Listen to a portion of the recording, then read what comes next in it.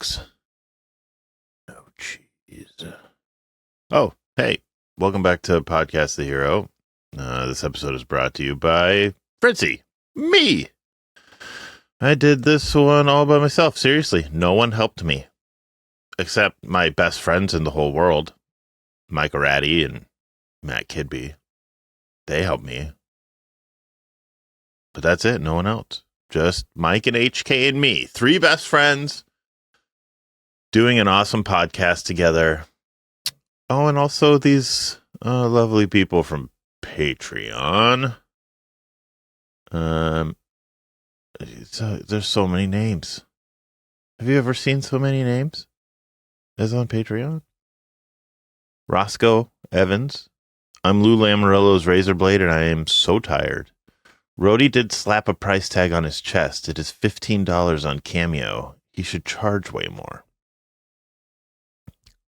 Mitch, Aaron, Viva Hate, Dimitri, Tim Pod, the Picklecast Sack. I'm not going to be able to say this name again. I had it on the note. Well, let's try. I had it on the notes, I think, from last video. I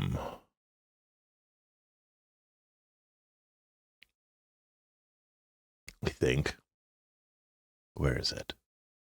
Sanvier Pushgungish Goger Huerder Drolposh Santacilio Gogogosh.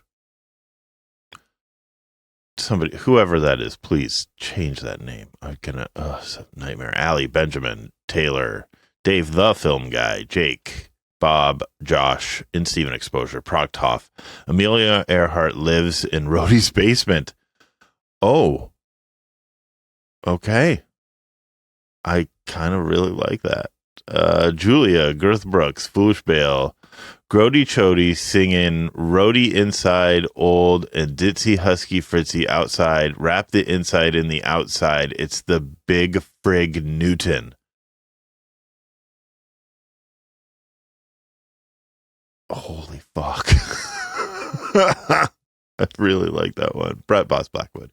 Yes, I'd be a Newfoundlander by Spitgoth. Yo, absolutely the best podcast of work in progress.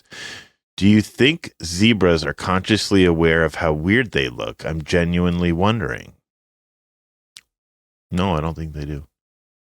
Sebastodon, as the good Lord once said, we're all velociraptors. Truth. I pooped today is a result of a spray fart. Peg position to search for the poop. Rob the anti-human. Peggy Thrill. Siri, can you take me higher to a place with golden streams? Need to unlock your iPhone. Yeah, tough luck. Nice try. My eyes, the goggles, they do nothing. I like that. Fire Fee, AE common thread. The rat that formerly lived in Rhodey's butthole now lives in his beanbag chair. Zane, Rhodey loves my dink. When is the Edmonton tour date, Rhodey? Deconomus, this son of a bitch always includes an underscore in his name. Zag, the final Dan, Cage Pandas, Cornman, Jeffrey, give us the country, Rhodey. TBJ, Yuri, Fruit, Ashwin, and High Tops. Wow. What is happening? Get out of here. Did I miss anyone? Did I leave any of the people who help in the making of Podcast the Hero? I don't think so. We got Mike Ieradi, Matt Kidby, the patrons. I think that's everyone. But this week is a drummer's wet dream. I have 2 interviews with PTH drummers and then clips from all the other drummers we have had on the show. We've had 6 drummers on this show. So I took some little clips, entertaining clips, mostly about sort of process or technique type things. Like I wanted to talk about actual drumming processes and techniques. Since Rhodey's not here, I figured I'd get a little more technical this week for you guys. So I got to spend some time with Mike and HK and talk about their process when it comes to learning PTH songs on drums. And hopefully it's helpful to all of you aspiring drummers. It probably isn't, because drumming is a dead art. And just learn how to program drums. It's way easier. Playing drums is dumb. Before we get to our first interview of the episode, check out this clip from HK from episode 2, which was like 25 years ago. Fritzy, do you have any questions for Well, I do have one. Are those your drums? All my questions were jokes. These are they're the drums that I've had since last July. They're from Apex. This is actually the kid that was on the June tour, Jody, that Michael was playing. I thought they looked familiar. Yeah, so he had these, and he dropped them off somewhere, or Scoot dropped them off at Long McQuaid. And I needed to get a kit for recording some Android songs. So I went to the same Long McQuaid. It was like, I'm a Mapex artist. Can I have a kit? And they're like, yeah, take this one. And I saw it. I was like, that's the kit that I was just working on. The exact same one, same skins, everything. Those Mapex like motherfuckers. They're too good. They're too nice. They knew. Yeah. So I've just had this sitting in the Sheet Happens office for like 6 months now. And then they call me and were like, hey, so like, you gotta bring this back soon. I'm like, cool, can I just have it for another like 3 months? They're like, yeah, fine. It's happened like 3 times so far. Long McQuaid's pretty sweet too, then I guess. They're nice. They're nice. I like them. I have a follow-up question. Would you rather play my like $200 Roland E drum kit instead? Absolutely. On tour. Absolutely. Yep. Okay, cool. I would. Cool. I'll box it up. I'll box it up and put it in a watertight bag for your boat ride. That's true. We are saving a couple bucks and taking the boat. Absolutely. We got to leave last month, by the way. There you go. Perfect. I'm there. I'll see you at the port or whatever. H, welcome back to Podcast the Hero. There's a quick little segment. We're on the drum episode. Glad to be here. Well, I'm glad to have you. I have 4 questions for you, and they're all very specific to drums, which is not something we normally do on this show, which is actually talk about the technical pieces of playing music. That is not something that you do on this show. No, not at all. I've listened to quite a bit of it. Yeah. And it's I've never heard a lot of that. Yeah. It's mostly because like Rhodey has made very clear that he doesn't care about the technical parts of music, and that like when he used to do these things on his Twitch stream where he would people would play like music videos and stuff for him to react to. Yeah. If they would send him instrumental stuff, he's like, I don't care about this. There's no singing. I don't care about it. Understandable. So, yeah. Ironic that he doesn't, considering the band that he's in, but I also get it. Yeah. A lot of his dumbass bullshit could be just hanging out instead of talking about nerd shit. So let's just do that. Yeah. But we're going to talk about nerd shit. Yeah, let's do it. All right. So before you joined up with Protest, had you ever like on your own, like, I'm just going to learn a Protest song or multiple Protest songs? I never learned it properly. I like jammed some of their stuff like way back. Like before I knew the guys, I'd heard Kazaya because I was born in the year 1990 and I lived in Southern Ontario. Yeah. And liked punk and metal, so I definitely heard that couldn't record. Escape it. So yeah, when I like got into them initially, it was like, oh, this is sick, and like tried to like jam along in the way that you do when you're a young musician. You put a record on that you like and like try to figure it out. But I never really like purposefully did it in earnest until I had to. Yeah. So that leads right into the next question, which is, what was your process like in trying to learn this stuff? Like, what did you have at your disposal other than your ear holes? Well, honestly, actually, for the most part, like to start, it was like somewhat an easy job, relatively speaking.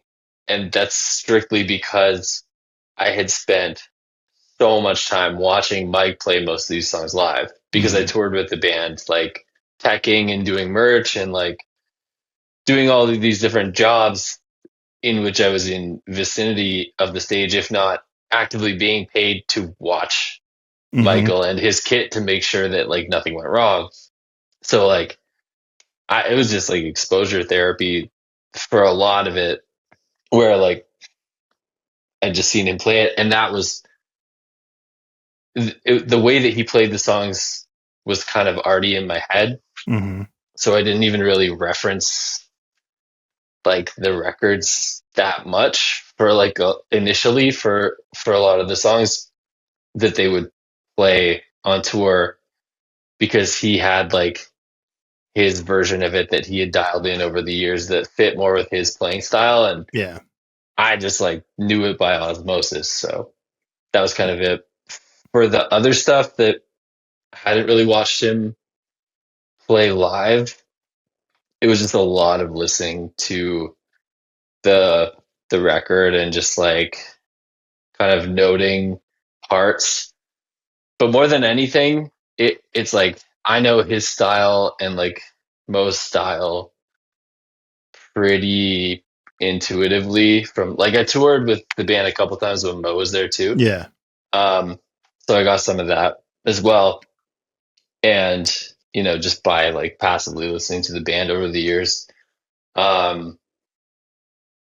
it like their identities as drummers are kind of pretty solid in my head. And the songs themselves are more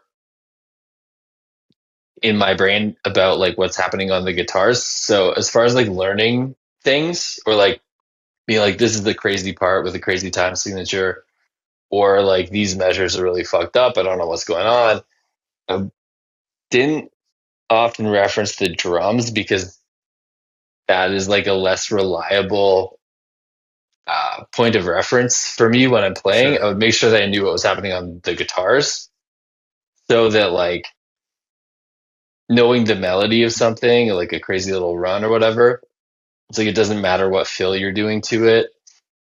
If you know it and you know that you're matching it, then you're not gonna fuck it up. So based on like the amount of time that I had to learn this stuff, I focused more on making sure that I could like sing the part in my head if I needed to. Because like from learning the songs initially to being on tour with the guys in Australia for that first one, it was not that long. And the music's fucking crazy. Yeah. So it was like I had to take the most reliable track of like getting the song like locked into my head. Yeah. Yeah, that's awesome. Do you do like charts? Do you make drum charts and stuff? Like just like not this part, not really. Or is it just mostly just learning the whole thing and memorizing? I'm a like, bad. I couldn't tell you. I could not tell you. Like if you were like played a part of a PTH song from a record, like from Fortress or something, and just like played me 10 seconds of it. Yeah. I would be like, that's Fortress, but I don't know what song that is. It's like one of them. Yeah. There's a lot of similarities across songs where it's like just pure chaos. And unless you know the specifics of that chaos, which is a lot to know, it's like you can't really tell what the fuck is happening. I don't make charts for the most part. I think on Learning Volition, I wrote out like 3 or 4 sections because they were like too fucked up and I like couldn't actually wrap my head around them. But usually I can just like listen to the riff or the drum part or the vocals or whatever, like enough times to like to know what's happening. Yeah. And I'm stupid and a moron, and I don't really like reading music or writing music. Yeah. I don't like. I never really focused on that side of things. Yeah. Like for all the crazy music I've played in like bands I've been in, it's just like I've always kind of vibed it out. Yeah. And being like very inefficient about it, but like maybe had more fun playing it because I wasn't being so clinical about it. I tell myself that, but I think I might just be stupid. When I look at like Guitar Pro and I look at like how many things there are like on a protest song in Guitar Pro, like so close together, that it's like my eyes can't move fast enough to follow what note I'm on while the music is playing. Like it's too fast. It's too crazy. Too many. That's it. Like if I knew like, oh, this part's in 7/4 and I'm doing like 16th note pattern on the kick and like 8th on the hands and snares on the 3 or whatever. If I like broke it down and like thought about all those things at the same time, I feel like I would give myself an aneurysm. Yeah. I just have to like and it would know that I know it and go. The part would be past you already. Yeah, exactly. Yeah. It's just you have to log it into muscle memory and like not think about it. Guitar Pro's fucked. Guitar and PTH is fucked. Yeah. The drums, not that they're not fucked, but they are like a stamina thing more than anything. But if you know what's happening on the guitars as far as the pattern goes, so that you can match your feet up to it, and you know the general vibe of like this part's super fast, this part's punk beat, this part's a breakdown, halftime, whatever. Like, you can kind of vibe it out and it'll work. You know, that's cool. Yeah. Is it different learning like the Mo songs versus the Mike songs? Like obviously they're different people, they have different styles. But like I feel like at least just sort of like anecdotally, like Mo sort of felt like he was kind of making it up as he went along, and Mike had a bit of more background in technique and stuff like that when he came in. So like chaos versus a little controlled chaos. Yeah. There's definitely like something to that. I was actually talking to Mike sort of about this today, which is funny. But he like the way that he approaches drumming is from a place that is super informed by guitar playing. And like he writes a lot of songs. He's like primarily a songwriter. And he's writing drums in that context. And Mo is a punk drummer that got forced against his own will into like into playing metal. Yeah. And so his style is like very unique, and I like it a lot, and I like how like kind of stripped down it is. It's very like kind of nuts and bolts, just like back up the guitars in the right way, which I think is really cool. And it's rare in prog because like bands like this or bands that are adjacent to this technicality wise, every member is like such a virtuoso. Yeah. And they want to get their rocks off and like, and like do crazy shit. Mo never gave a fuck about that. He just is like, he was there to get the job done. And for Mike, he's like very aware of like trying to serve the song. So he's a lot more like structured and melodic about like the way that he'll do cymbal patterns or whatever, or fills. And Mo is really creative because he was very specifically like, he never really did anything outside of protest, from what I understand. Like, his experience was like strictly informed by like playing with Tim and Riff and Truk. And so they're both like super unique, and learning their stuff, which I think is what you asked me in the first place, is like, it's not that different, because I'm like, okay, they vaguely did this thing, and this is what the guitar is doing, so I'll vaguely do this thing. Yeah. The important stuff's hit for hit, which like I think I have like a pretty good idea of what has to be exactly the way it is Yeah. on the record, and what has some room to for some interpretation, because like I've said before, like the biggest challenge with PTH playing drums for them live, in my opinion, as like a musician who has some like credibility to uphold or whatever, is like, or like the context in which I'm thinking of the job is like doing all of them justice, playing the songs correctly, but making it feel like a cohesive experience. Right. Yeah. It's like if I played it hit for hit the way it is on each record, at least in my head, and maybe the heads of other drummers, maybe nobody's, and maybe I'm just like being like way over the top about it. But in my head, it needs to kind of have an even feel, where it's like,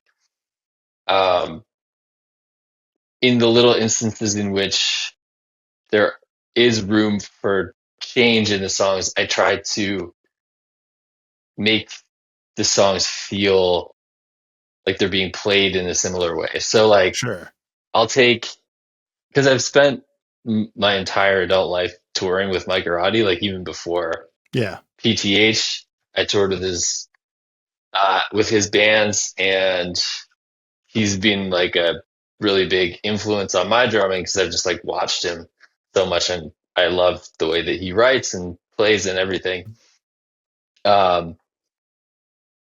So when I'm learning, like, because I stuff, Fortress stuff, I'll be like playing a part with the proper kicks and snares, but I'll be able to be like, if there's a cool pattern that's going on guitar, and if Mike played on this record, he would do this really like structured type of cymbal pattern in this part. So like I'll do what I think Mike would do there.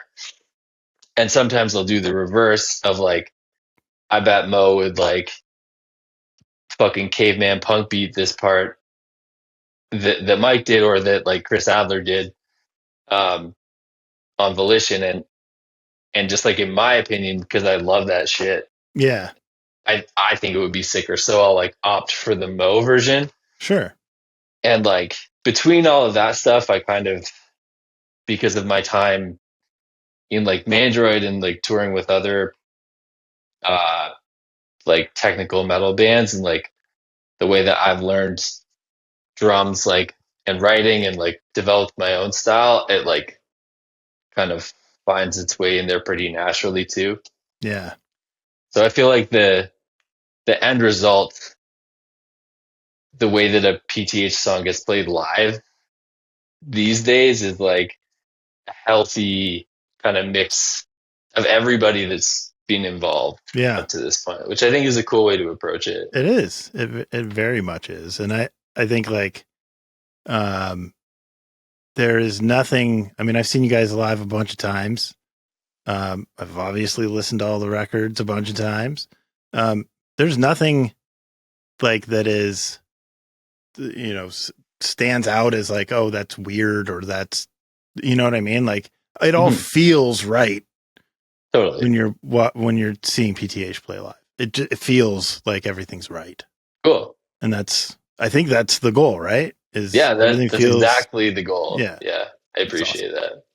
Yeah. And it's not to say that it wouldn't feel right if I was playing it like, in a way that wasn't interpreting any of it, but that's just like my kind of the artistic license that like I take within it is to like take the stuff that I like about all of it and kind of apply it across the board. Yeah. What do you like in your ears when you're playing live? In my ears, what I like is nobody that I'm playing with on stage. As in, I play to the album guitar tracks and clicks, and that's it. Which is just because like the music is so crazy that like if I'm listening to dudes fuck up, it's gonna fuck me up. Mm-hmm. And it's just it's kind of just a contingency.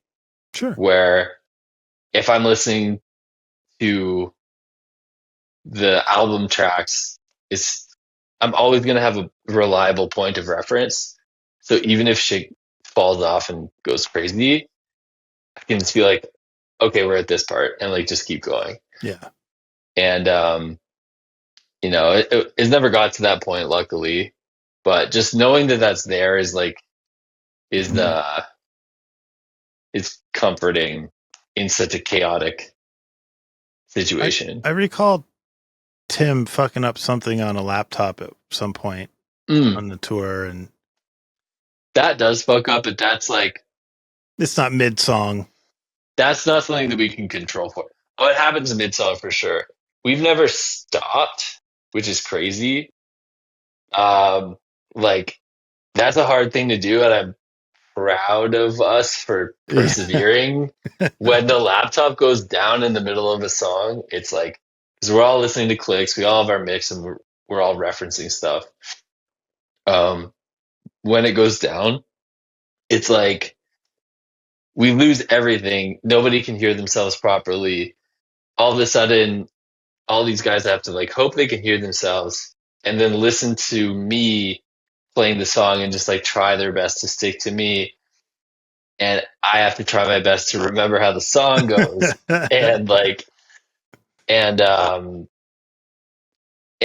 like keep a good tempo and like do all of that stuff and like get to the end. And that can be really fucking dicey. Yeah. There have been a couple times where shit has really gone off the rails, but we haven't stopped. The first time, like, it was in some small town in Australia, I can't remember.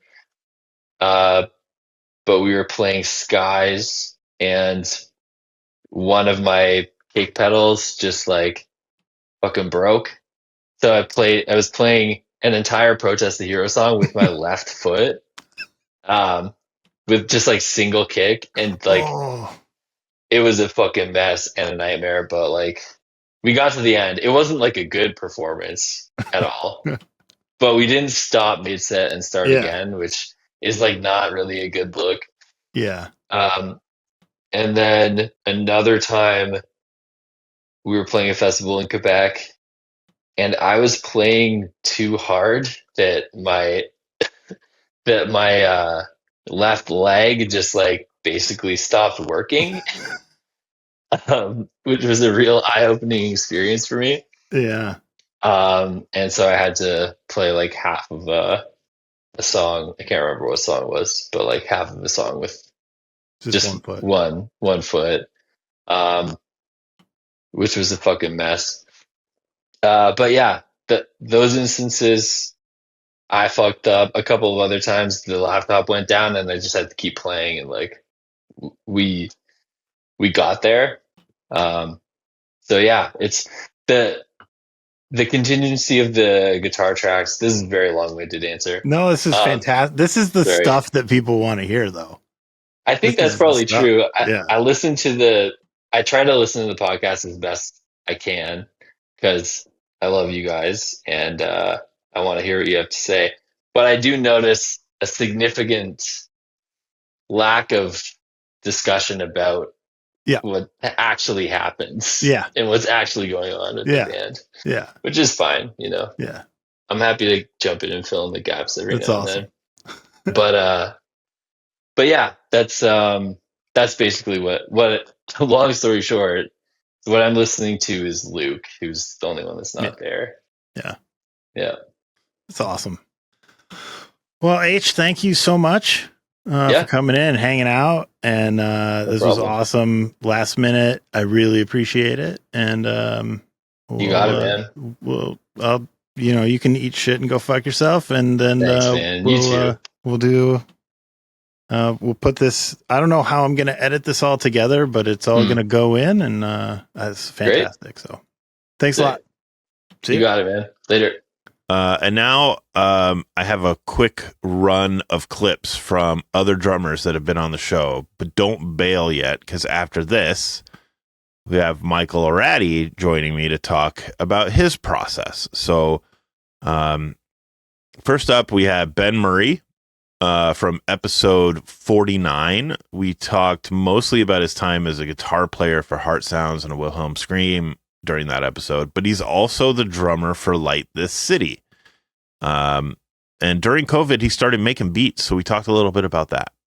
To me that you're even asking this in general, because I think you're referencing, I think in the pandemic, I in deep dark, waves of despair, I was like, I got to do something else, and to, kind of challenge my brain or something. And I love hip hop a lot. So I was like, let me make some beats or whatever, try to make some boom bap sounding shit. And I haven't done it in years. I did it in 2020 and I made maybe 50 beats or something. And they were really cool. I like them.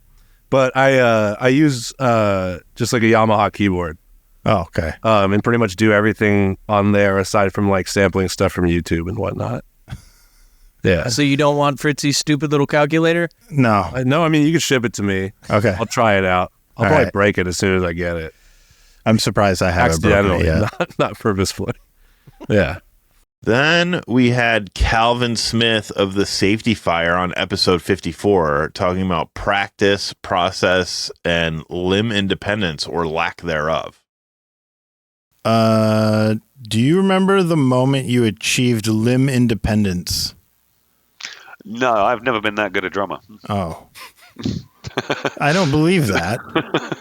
No, you are fantastic. I mean, I worked on it for a long time, but it never quite happened for me. Best I could get is sit on your hand until you can't feel it anymore. By someone else. I have a little drum kit and I try to play. There's no chance that I'll ever be able to. Yeah, I mean, I used to watch. There was a Marco Miniman DVD about independence and interdependence, and I used to watch that. I never actually apply any of the lessons that he was trying to teach, but it was all doing different, repeating rhythms on different limbs that sort of synced up and stuff. And I was like, oh, that would be good to do. And then I went and played something much simpler. Yeah. And I was like, this will do. Yeah. That sounds impossible. Drumming is impossible. Exactly. It's impossible. Yeah, it's fucking hard, man. Every time we'd go on a tour and I'd see another drummer, I'd be like, oh, that's what you're supposed to do. Right. Okay. I feel like when I watch good drummers, it's like watching, General Grievous, and he's got all the limbs and the lightsabers spinning around. It's just that's what it feels like to me. I don't know how people's brains can keep track of this hand, this foot, this thing. And I guess I think you're supposed to get to a point where you're not really thinking about it, and it's just kind of natural to just have one going. But that never really worked for me. What I was able to do was memorize long complex bits and then just practice those for hours and hours and hours and just do that. But then if I ever messed anything up, I was like, cool, well, I can't come back into this because I don't know where I was.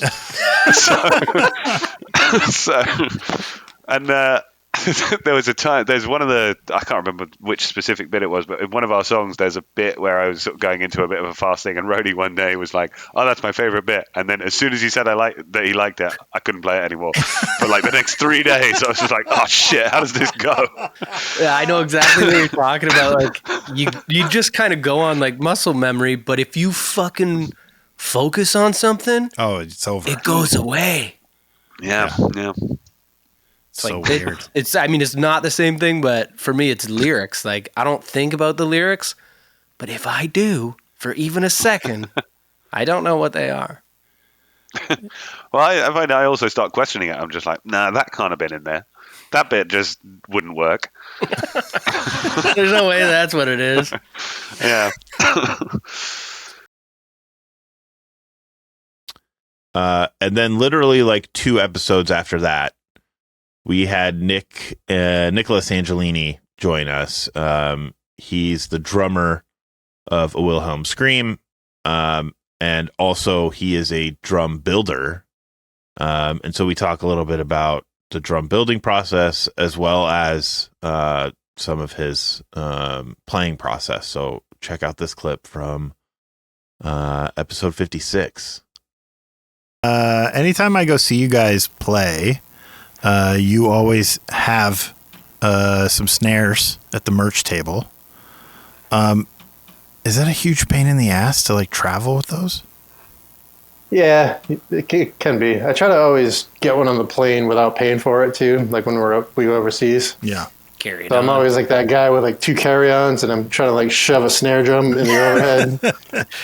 It's like a total like douche move, you know. Somebody else is just like looking at me like, you already have a bag up there. What are you doing? Trying to like shove another hard round case in there. What even is that, you know? Yeah. Always those people that are getting on the plane late and they like open the overhead compartment. They go, are there 2 fucking snare drums in here? Where does my bag go?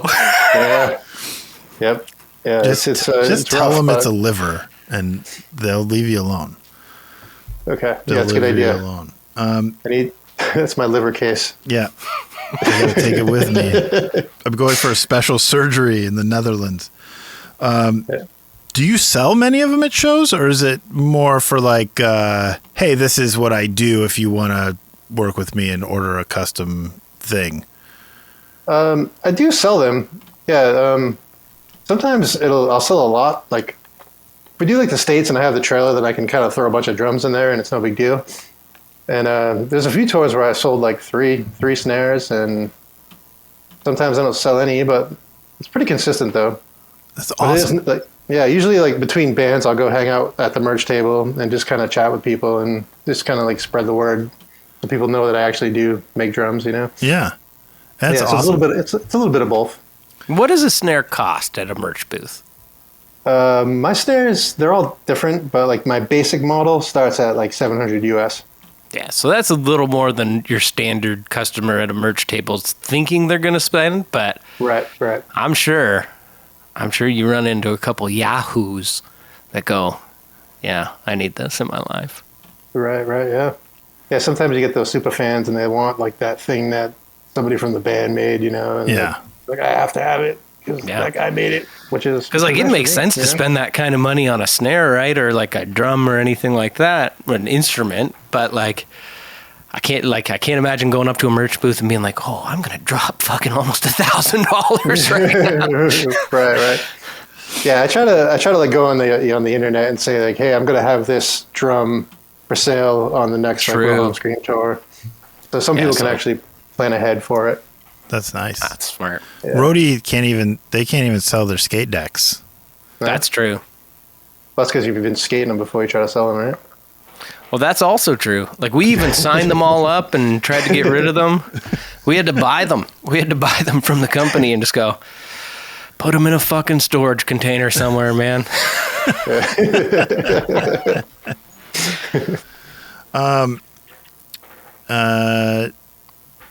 Have you you made your own kit, like the whole kit? Yeah. And you like, I know you do can you make a kick drum stave, like a stave kick drum, or is totally. Yeah. I've made about 5 kits now. Most of my business is snare drums. Yeah. I've made probably, I think I'm like 185 drums now that I've made. Jesus. And but yeah, like the kick drums take longer, as you'd imagine, but it's basically the same idea. It's just more materials and bigger segments of wood and whatnot. Yeah, that's pretty wild. Have you thought about steam bending? I learned about steam bending. Yeah, steam bending is pretty cool. Is that from the last Airbender? Yes. Avatar? Yep. It's not the water bending or the air bending or the fire bending or the earth bending. It's the steam bending. I haven't gotten that far yet. Yeah, you got to watch like season 9. Oh, it just seems like a very cool idea, but also like incredibly hard. Yeah, I think it's a whole different animal. You know. Yeah. You got to get one of those boxes and the steam and the fire and all that. Yeah. That's the shit where you get the wood like kind of wet and steamy, and then you just slowly sort of bend it. And when you take the shit off, it's all like bent. Yeah, you make like a mold and then you heat it up so it's pliable, and then you bend it over the mold, and then sorry about the clock. Do you have a grandfather clock in there? This is my girl's place. I'm not in my normal zone. I thought when I first heard it, I thought it was like bells out on a ship in the harbor. Yeah, we thought you were calling from like Dickensian England. Fog is all rolling in. I wish.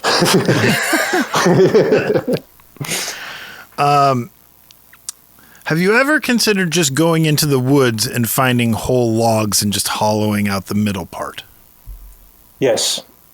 Come on. Actually, my friend Pete, he actually had this tree in his front yard forever, and he wants me to take the log and cut it into it. It is doable. It's very difficult because when the wood dries out from like a wet tree, a green tree, they tend to like check and crack and all that stuff. So it's it's very challenging, and I don't really know how to do it, but I'm going to try to do it for him.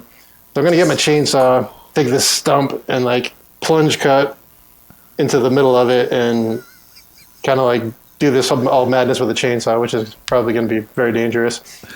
And then leave it in the shop for like a couple of years, and they'd probably end up throwing a bunch of epoxy in all the cracks and shaping it. So I don't know. We'll see what happens. There's going to be a thing about the drummer from a Wilhelm Scream only has 1 foot. I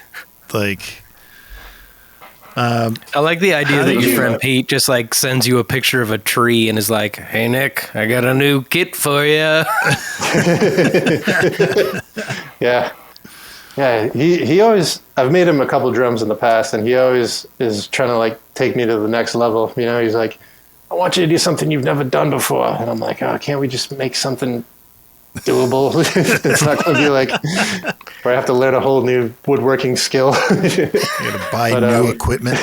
Yeah, but no, he's cool. He's a sick drummer too, and I do appreciate being pushed because like I end up coming up with like new stuff. Last drum I made for him was like 3 layers of wood, so it was 1 layer on the inside of the drum, the middle layer was a second wood, and the outside was a third type of species of wood. Wow. That was pretty cool. And it would be pretty cool. I feel like getting into woodworking is one of those things where like you better really like it, because like the equipment isn't cheap, the materials aren't cheap, and if you get into it and you're like, I'm totally gonna get into woodworking now, and you buy all the stuff and you start doing it, and then you're like, this sucks, I hate it. Like you're stuck with fucking table saws and fucking all kinds of shit. Yeah, you also need a lot of patience too. It took me like to get consistent at actually making like a blank shell. It took me like a couple of years because I'd get 1 done and it would kind of be the right size. Because with stave shells, it's all these segments of wood. So if you're off by like a 64th of an inch, the whole thing will expand or shrink like a half an inch. So the next thing you know, you got like a 14.5-inch drum, and you can't like shave enough of the wood off to make it into a regular size drum because you take too much off of it. And if the angles on the staves aren't perfect, then it has all these weird gaps in it. And it's just, I made a lot of like small pieces of firewood early in my career. Yeah. I find that my wood only shrinks; it never expands. Ooh. Yeah.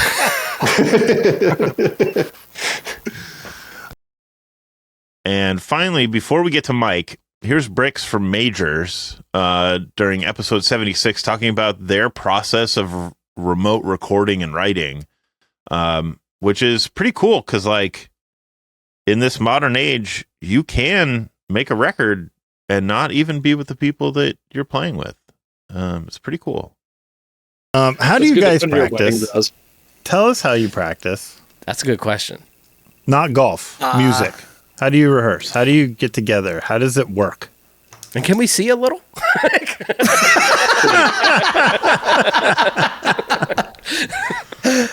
It's weird. It's like we don't sit down and like jam at the same time remotely. I think we could, but it's more about the songwriting process and working out ideas together. So we use Studio One, which has an awesome interactive feature where you can, I don't know if other DAWs have this, but I can have a session in Studio One, upload it to the cloud and share it with Justin. And then he can just pull the session into his DAW and opens up the exact same session, edit it, send it back and forth as much as we want, which is awesome. Like with all the automation, all the plugins, everything, as long as we both have the same plugins, it's good. So that was perfect for writing the album and doing ideas and takes back and forth, because I would write something, send it over to him, he would work on it while I was working on something else.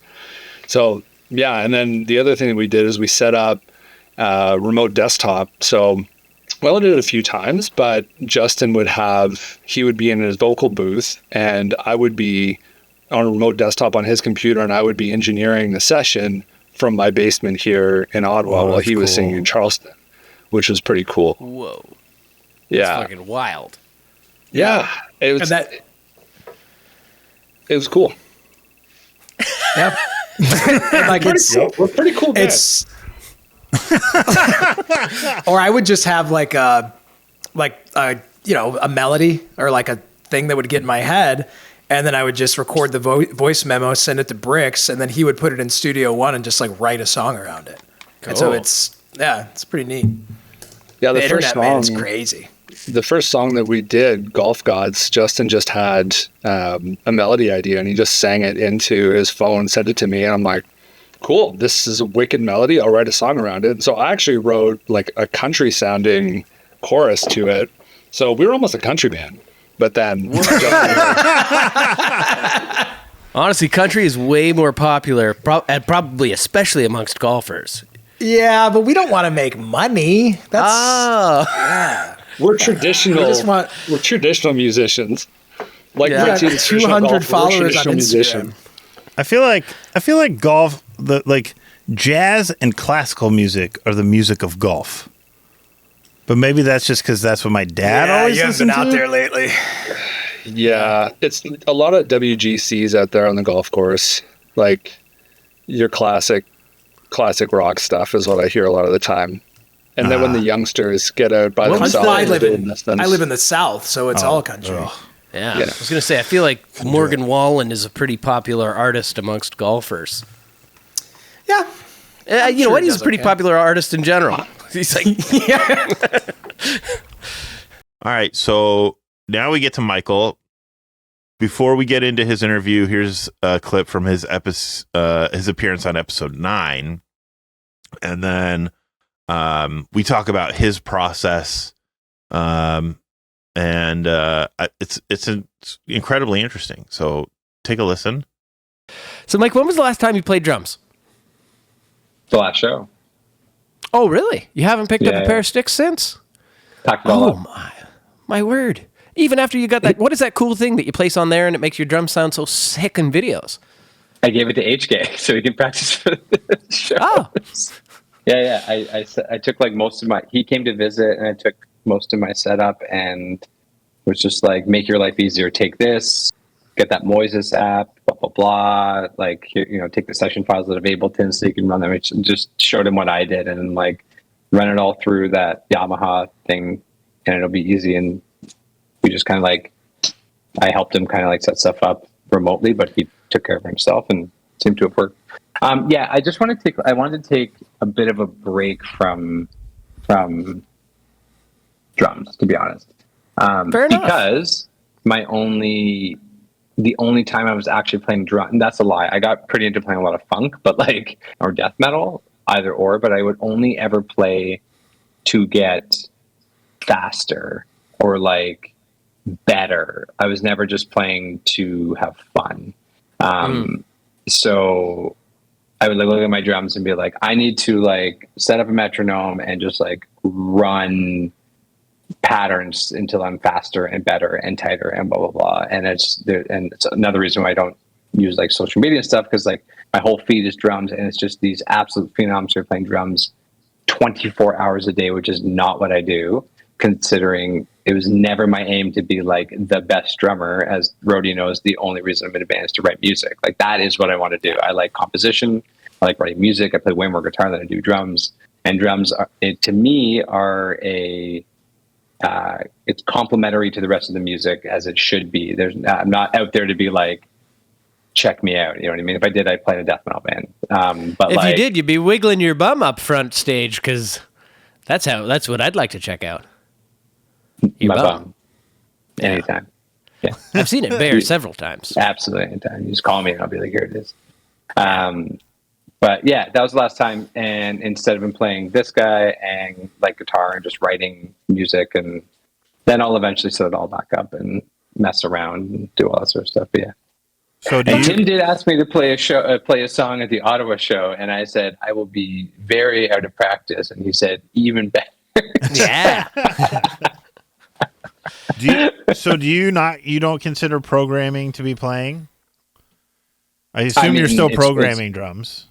Yeah, but like composition, not like when I program drums, I'm not using an E kit. I put them in like like in MIDI rolls. Yeah. Or piano with your but you don't consider that to be playing drums? No. You're creating drum noises. Sure, that it's composition, it's writing, absolutely, but not playing. Not like when I play drums. When I got that Yamaha unit, it became a bit easier with that Moises app. This podcast brought to you by Moises, but it is and Barks. It has bite, but So that thing was super fun because I would load in like Mars Volta songs and like Black Dahlia Murder songs or whatever, and just like fart around and play. And it was the first time in a minute that I was like, I'm having fun while I'm playing. I'm not just running historically protest stuff, because I lived in an apartment forever, didn't have a kit. So like I learned the protest stuff on a practice pad, rented a space, and then like would run it before I'd go down to Toronto and be like, I fucking hope I got it. But like when I had the space to set up a kit, I started to record more and do a bunch of stuff with Jody and whatever else.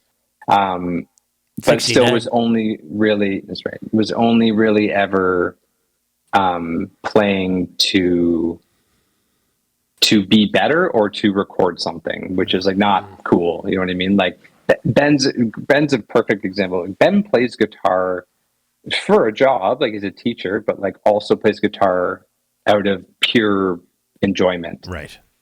My part of music that's enjoyment is writing. That is what I like. It's not drumming technical music. It's just not like, I'm not out there to try and like do that and be like, and then like, and I started to do like the whole drum video thing. And I'm just like, what the fuck am I doing? This is not even what I like doing. It's like, I don't care if somebody thinks I'm good at drums or not. Like, you know what I mean? Like, I know they did think you were good at drums. Sorry? They thought you were great at drums. They thought you were bad at mixing snare. Oh, that snare tone haunted me for the rest of my life. And yeah, that's another thing. Doing drum videos, like chord drums, multiple takes, record myself, edit the video, don't know how to do that. Edit the audio, don't know how to do that. Mix the audio, don't know how to do that. You know, just like I think you did a great job. I appreciate that. The only song that I'm happy about, that last Same Fear song that I put up, I did it at my old place in the basement and mixed it and mastered it. But I think that I reached the possible crossroads of mine and Dez's friendship with how many mix revisions I sent him and said, is this okay? Yeah. So as much as I say that I mixed it, Dez helped a lot for sure. Fair enough. But it was super fun. And anyways, long-winded answer to the drum stuff. So welcome back, Mike. This is the all drummers episode of Podcast the Hero. Cheese is in your neck of the woods right now, doing family things. So I am putting together this episode about drum stuff. And we don't, on this podcast, typically get into technical things about the musicianship of stuff or process or things like that, because one, it's not funny, and two, Cheese doesn't care. No, I think I talked about this with H, that like if he doesn't care about the musician stuff, we listen to music, and if it's instrumental, he's like, why are we bothering? There's no vocals. I don't care about it. He also doesn't care about complexity, and if anything, would prefer much less of it. Yes. Yes. So since he's not here, we can take the opportunity to sort of, help out our PTH drum fans and answer some stuff. So I have a handful of questions. These are roughly the same questions I asked H, and slight variation for you. But before you joined up with PTH, had you ever learned any of their songs? No. Toured a bunch together, but didn't know any of their stuff. No desire to? No, my drumming is necessity for me. I like songwriting. Yeah. So I would learn songs to, I learned like a couple Dillinger Escape Plan songs or whatever when I was younger to fart around with friends or whatever. And I know Ben and I would always play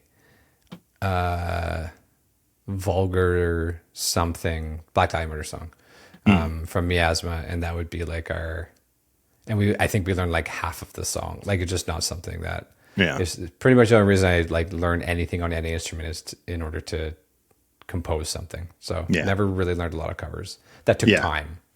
Yeah. I'm very much the same way. I think going back, if I could go back in time, I would have spent more time learning other people's stuff, because it would have forced me to learn techniques and things that I don't know.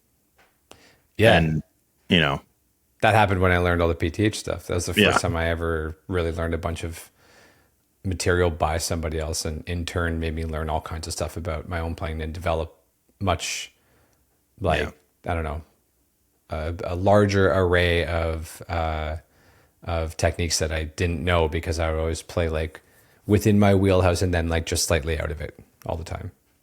So when you joined up with PTH, what was the process like for learning their songs? Like, how did you go about like, okay, I gotta learn all of this stuff. How do I do that? Yeah. So, it was super busted, to be honest. I feel like H has had a really nice version of it. Thank God for him. But I was the first person to come in the band really at all. I guess like Clem was around the same time. So, but he's also just so good. It's terrifying. And I feel like he just absorbs material like the Matrix. He puts something in the back of his head. But yeah, so they wanted to move to clicks for the first time live. They had Volition done, so they had never played that material. And I think I had like 5 or 6 weeks to learn it all. And so they were like, here's our set. So that was like, it wasn't like obviously don't learn the catalog, but like, here's a set that we're playing on this tour. And I guess the tricky part is that I was still playing in my old band on that tour. So the first tour I did, I played the opening set and the headlining set for like 6 weeks, which was How did your legs not fall off? It was not a fun time. I can imagine. And I feel like I was so anxious that I stopped drinking coffee. So every day in the van, I would just fall asleep. No coffee, and I was so tired, I just passed out. But it was obviously by the end of it, I was fine because you get used to it. But the first bit was rough. And I didn't have a kit set up at the time because I lived in an apartment. So I learned the majority on a practice pad and just like using my feet on the ground just to get like the kind of patterns and time signatures under my hands and feet. While we were kind of like building click tracks getting click tracks from old sessions. But so my clicks were super weird because I was on them, but they were like a different tone for every record. Yeah. And then because it was just exported from the session, right? And no, I've always played to, well, sorry, not always, obviously, but later played to scratch tracks from the albums or otherwise. Right. But that didn't exist at all at the time, and obviously their music is like all over the place. So I just had like a click and nothing, and like let's say like Truk's guitar dipped out or something happened or whatever, I would just be playing to a click, and I remember just being so scared all the time because I'm like, if I'm one click off, then the lights are all fucked. Like it was not a great experience for quite a long time. I was playing it on like an iPod. I hit play, like that whole setup. Highly don't recommend. So yeah, practice pad, Guitar Pros, the songs themselves, and then I would drive to Toronto and practice, and then to and from I would just be listening to like the MIDI Guitar Pros or the songs and just learning them back and forth. So it was like a really weird process. Do you make like charts or anything, or is it just in your head? It's in my head. It has to be, or else I'm not confident live.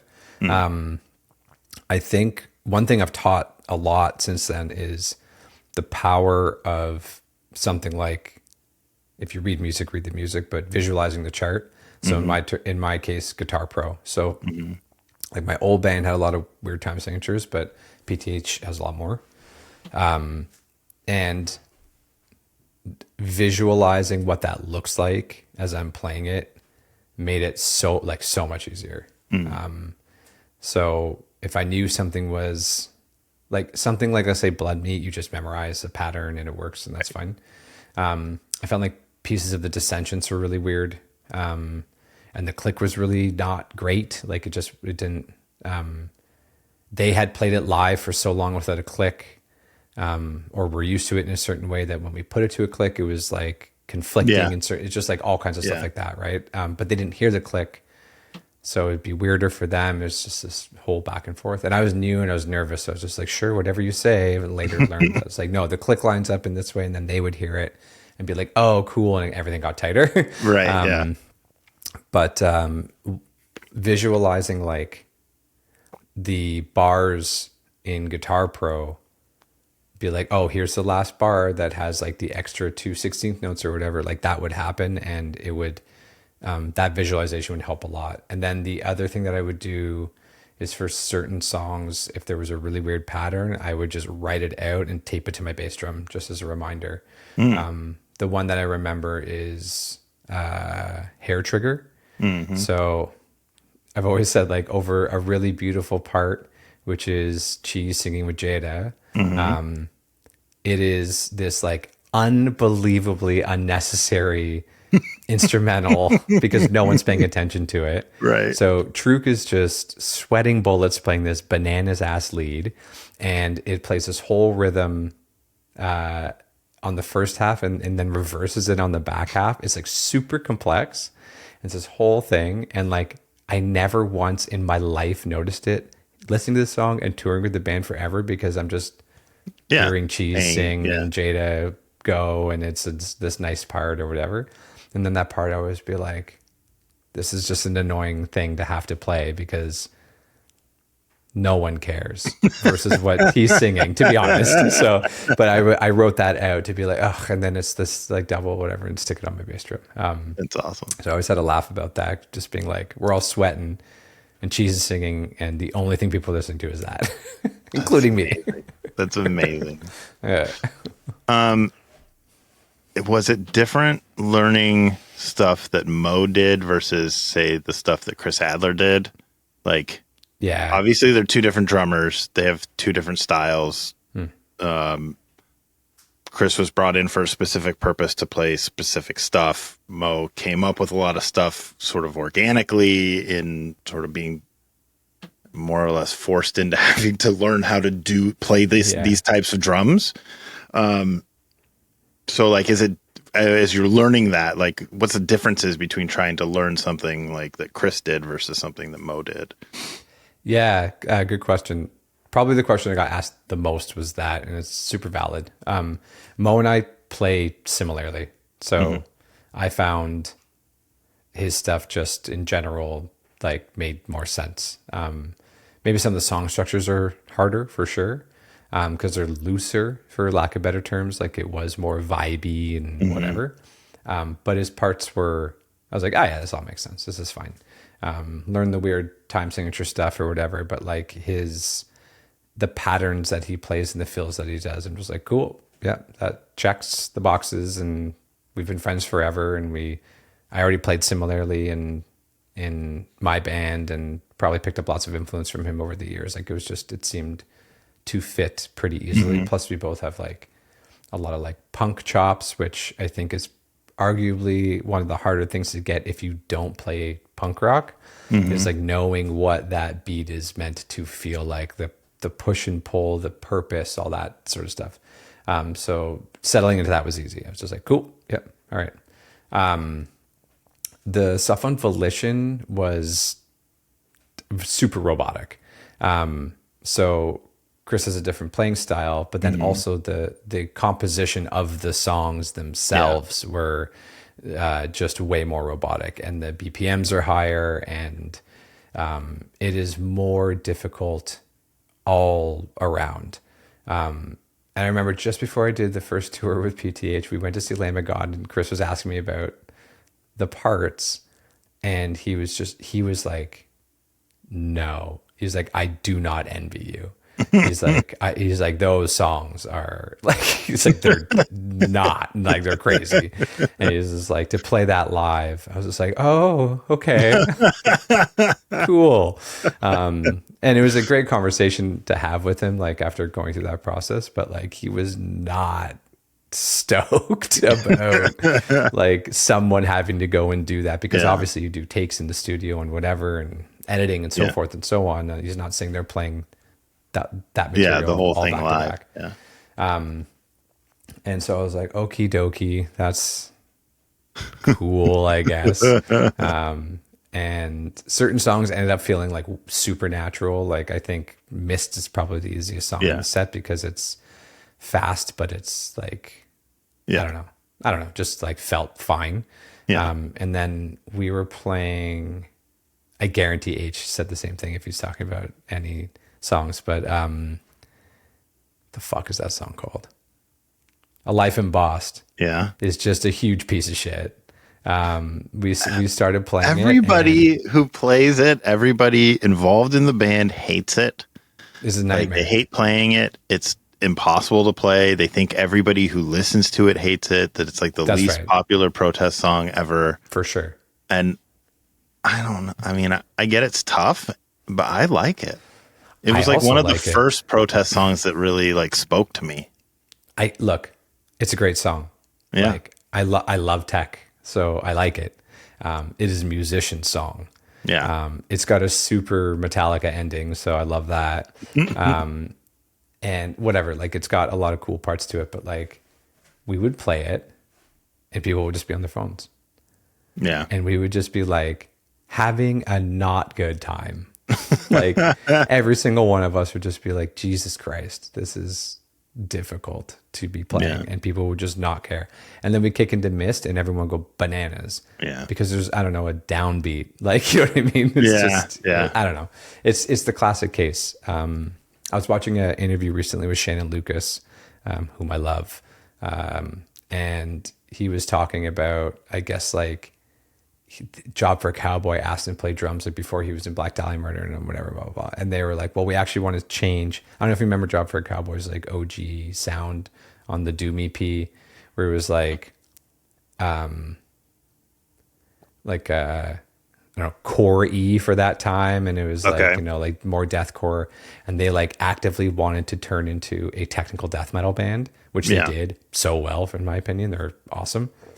But Shannon was like, yeah, those bands play to nobody. You have to know that. Like they used because he was older than them.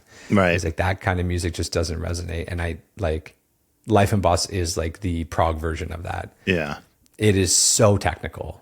And it's got brilliantly written parts, in my opinion, like for somebody who's going to like dig into that. But it is like the same way Hans Zimmer is really popular, but then like other composers are writing really technical stuff that's like probably meant for more composers and people who are like nerds of that stuff. So it's not all time in Inception, you know? So, yeah.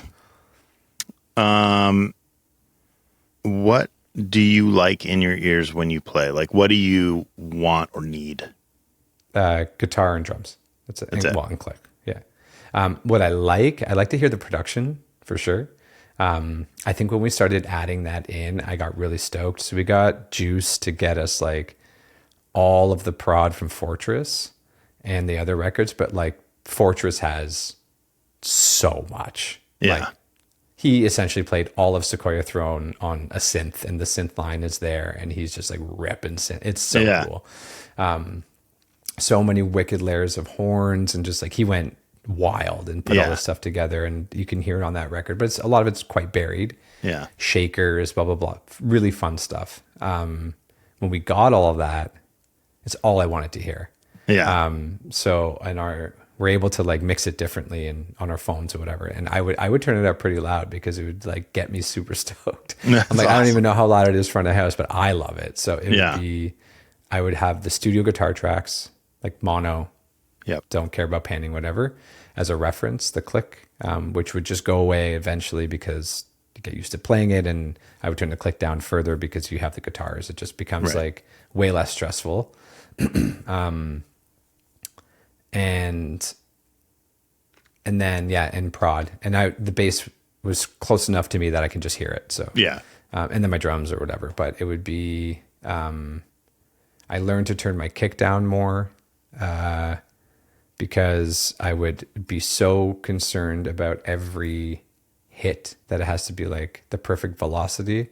And then I would like watch a video or hear the front of house mix, and it's so compressed that it sounds like I have a fucking trigger on it anyways. So I'm like stressing about playing flawlessly in every possible way. Like I would hear the beater come off of the skin. Like I'd hear it go like I'm like, I don't need to hear this loud. This is crazy. So I learned over time to do it. But for the first like 5 years I was in the band, I played to just a click. And Truk. That was the only thing I had going on. So there was an extra mic on Truk's cab. Yeah. And that went into my ears, and click was in my ears, and my kick was in my ears. That's it. That's wild.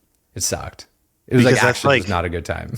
Yeah, because like that's like if you put so much dependence on Truk in that case, right? Like he can't. And so if his guitar shits out, like which it did, obviously it's gear. Yeah. If something happens, like I have nothing. I have no reference. Or he gets lost. Yep.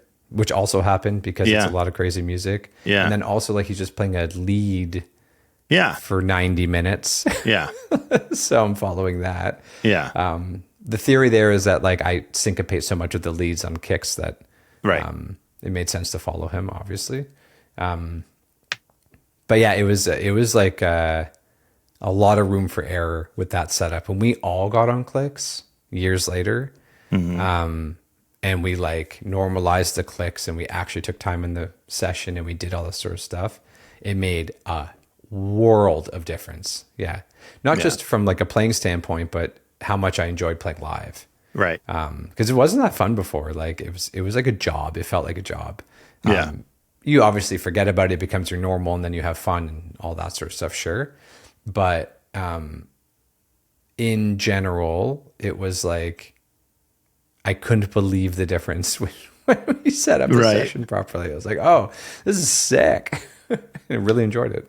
Like it's the way that technology has evolved in live performance, I think is really, really cool, in that you can, like, with everybody on clicks and quad cortexes and stuff like that, where you can dial in tones, and it's sort of venue agnostic. You don't, you can take your tone wherever you go. If you're auto switching, all that stuff. And then the fact that you can easily record the entire set. Oh yeah. And then reference back to it and review it or utilize it in some way. Like it makes it so much like recording from like a concert from the board 25 years ago was like a big thing. Like it took a lot of investment, right? And Maybe today not it's just like 10. now you just, hit the button on the laptop and you're good. Yeah, it's I was gonna say from a front of house standpoint too, right? Like you have your session. If you're traveling with your own desk, which most people do, like you pull out your session and just go load. Yeah. And then some front of house people even do their sound check with the show the night before. Yeah.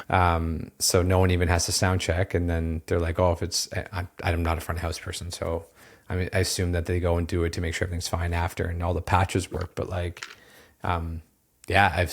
Jonah has done that. He just like plays the set the night before, and he's like, that should be pretty good based on this venue. And then you do a quick sound check, make sure it's all good, and move on. You're just like, that's amazing. Wild. Yeah. Yeah.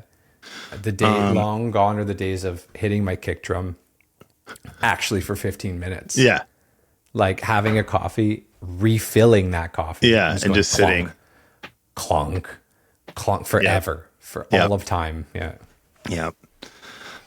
Before we started, we were talking about Drumeo a little, and I like the first time you hear it videos that they do. I always find it kind of like, here's this fantastic jazz drummer. Here, play Paramore for the first time, or like, you know what I mean? Like something that's in 4/4 and pretty straightforward, and okay, it's different genres and, kind of out of their comfort zone, but whatever.